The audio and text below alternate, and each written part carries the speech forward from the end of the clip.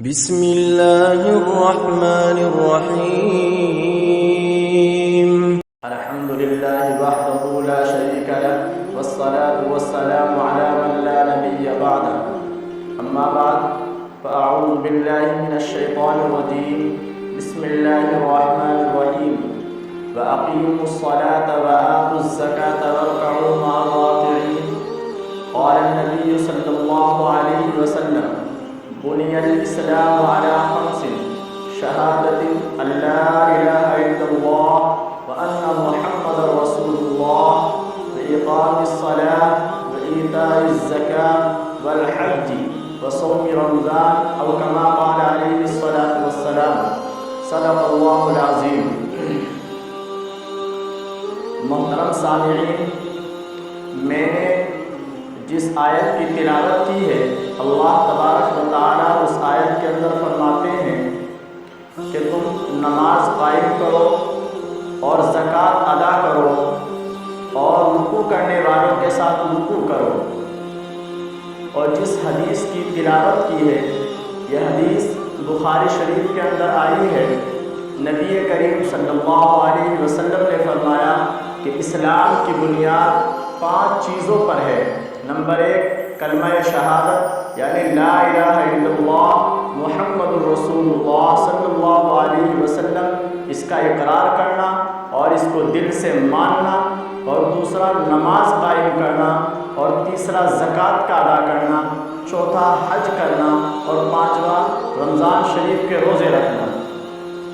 نبی کریم صلی اللہ علیہ وسلم نے 5 اسلام کے بنیادی 5 فرض بتلائے ہیں کہ اگر کوئی مسلمان ہوتا ہے تو اس کے اوپر یہ 5 چیزیں فرض ہوتی ہیں. نمبر 1 لا الہ الا اللہ محمد رسول اللہ کا اقرار. نمبر 2 نماز. نمبر 3 زکوٰۃ. نمبر 4 حج. اور نمبر 5 رمضان شریف کے روزے رکھنا. ان تمام چیزوں کو الگ رکھیے. آج جس بات کو میں بتانا چاہتا ہوں وہ ہے زکوٰۃ. جس طریقے سے نبی کریم صلی اللہ علیہ وسلم نے کلمہ طیبہ ذکر کیا، اسی طریقے سے نماز کا ذکر ہے، حج کا ذکر ہے، رمضان شریف کا روزوں کا ذکر ہے، تو اسی طریقے سے زکوٰۃ کا ذکر بھی ہے. قرآن کریم کو دیکھیں تو وہ بھی زکوٰۃ کا حکم دیتا ہے، اور اسلام کے بنیاد کو دیکھیں تو اس کے اندر بھی زکوٰۃ ہے. تو اس سے پتہ چلتا ہے کہ زکوٰۃ بھی نماز، روزے، حج کی طرح ایک اسلام کا ضروری فرض ہے، ضروری رکن ہے. اگر کوئی نماز کا انکار کرے تو بھی مسلمان نہیں ہے، اگر کوئی حج کا انکار کرے تو بھی مسلمان نہیں ہے. اسی طریقے سے اگر کوئی زکوٰۃ کا انکار کرتا ہے تو بھی مسلمان نہیں ہے. اور اگر کوئی نماز کا وقت ہو گیا ہے نہیں پڑھتا تو فاسق ہے. اگر کوئی نماز کو مانتا ہے لیکن نہیں پڑھتا تو فاسق ہے. روزے کو مانتا ہے لیکن نہیں رکھتا، کوئی عذر بھی نہیں ہے لیکن روزہ رکھتا نہیں ہے تو وہ بھی فاسق ہے. اسی طریقے سے حج اس پر فرض ہو گیا ہے، اس کو چھوڑ رہا ہے تو بھی فاسق ہے. تو اسی طریقے سے اگر کوئی زکوٰۃ اس پر واجب ہے اور نہیں دیتا تو وہ بھی فاسق ہے. تو زکوٰۃ ایک اہم فریضہ ہے. جس طرح نماز ضروری ہے اسی طرح زکوٰۃ ضروری ہے. ایک مسلمان پر 5 چیزیں فرض ہیں: کلمہ طیبہ کا اقرار، نماز، زکوٰۃ، حج اور روزہ. یہ فرض ہیں، بنیادی چیزیں ہیں اسلام کی.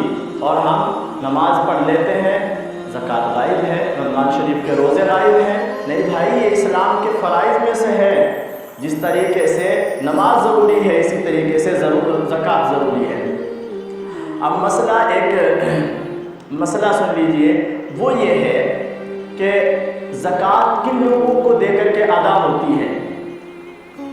تو زکوٰۃ کے لیے آپ اکابرین کی کتب کو اٹھائیے، فتاوی جات کو اٹھائیے. اس کے اندر صاف ہے یہ بات کہ مسلمان امیر جس پر زکوٰۃ واجب ہے ان کے اوپر لازم ہے کہ وہ زکوٰۃ ادا کریں. اور کن کو دینی ہے؟ مسلمان فقراء، مساکین، حاجت مند حضرات، ان کو دینی ہے.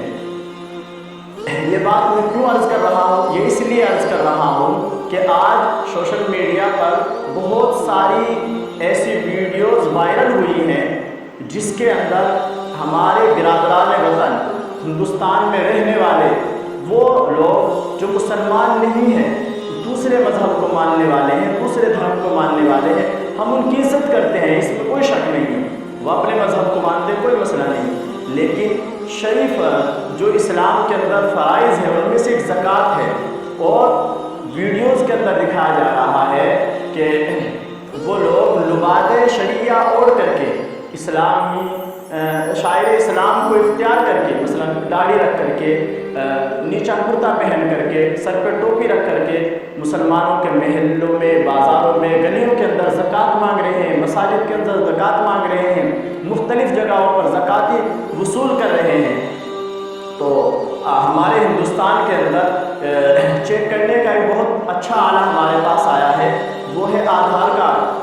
آپ لوگ جس کو زکوٰۃ دے رہے ہیں اس کا آدھار کارڈ چیک کریں کہ اس کی رہائش کہاں کی ہے، اس کا نام کیا ہے، پتہ کیا ہے، یہ چیز چیک کر لیں۔ اس کے آدھار کارڈ سے آپ کو پتہ لگ جائے گا کہ یہ مسلمان ہے نہیں ہے۔ یہ بات ضروری ہے، اس کا بتانا کیوں ضروری سمجھتا ہوں، وہ اس لیے کہ اگر ایک مسلمان اپنی زکوٰۃ کو ادا کر رہا ہے اور اس کی وہ زکوٰۃ کسی مسلمان تک نہیں جا رہی، کوئی برادران وطن میں سے جو اسلام کو نہیں مانتا، دوسرے مذہب کو ماننے والا ہے، وہ اگر زکوٰۃ وصول کر رہا ہے تو ایک مسلمان کی زکوٰۃ ادا نہیں ہوئی، وہ اللہ کے یہاں اپنے فریضہ زکوٰۃ سے بری نہیں ہوا، بلکہ جو کر اس کے اوپر فریضہ زکوٰۃ ہے، تو اپنی زکوٰۃ کو کسی غیر مصرف میں نہ خرچ کریں، کسی غیر جگہ نہ جانے دیں، اس کی تحقیق کر کے ادا کریں۔